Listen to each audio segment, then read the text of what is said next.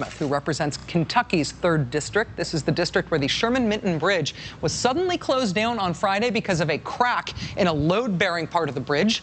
It's diverted 80,000 vehicles per day in southern Indiana and Kentucky. With a full diagnosis of the problem still weeks away and fixing the problem months away, the Sherman Minton Bridge is looking like the Louisville region's version of Carmageddon, one that looks, at least for the time being, to be an indefinite challenge. Congressman Yarmuth, thanks very much for joining us tonight. I appreciate your time, sir.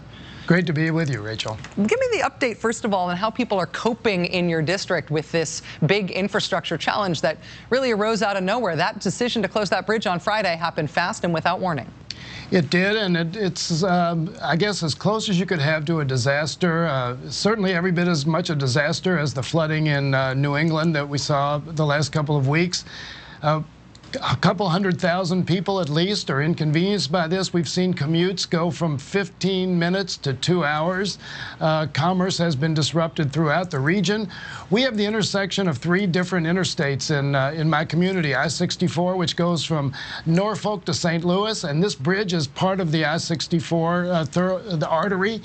We have I-65 and I-71. They all come together there. So we have an incredible amount of commerce that goes through our community, and this has basically provided gridlock for us now, and again, as you mentioned, with no near-term resolution of it.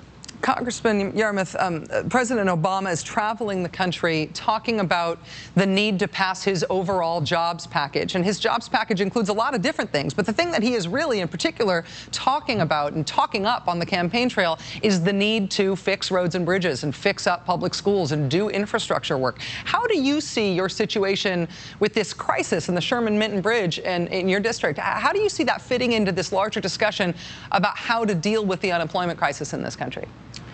You know, this is, you almost wish that this had happened a day earlier because the president would have mentioned this situation. This is taking what sounds like abstract theory, I guess to some, to reality. This is not just infrastructure. These are real people trying to move and real commerce trying to flow through a region, and it's not happening.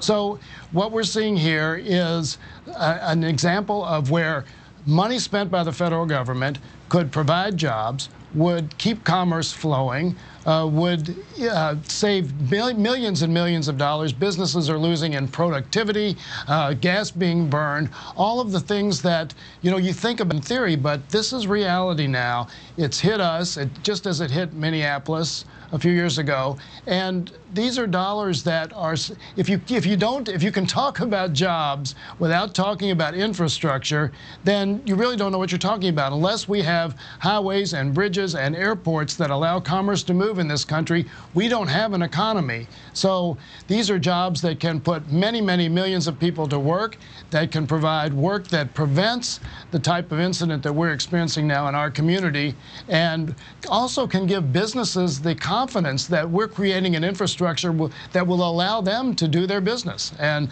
right now, we've got thousands and thousands of these situations just waiting to happen. Congressman, I tend to think that our debates tend to be the most polarized and sometimes the most partisan when they are the most abstract. But as you're saying, this is not an abstract problem. This is a quite literally concrete problem. Does that mean that you feel like you're getting support, that you're on the same page with this problem and dealing with trying to fix this problem with the Republican senators who represent Kentucky, Mitch McConnell and Rand Paul?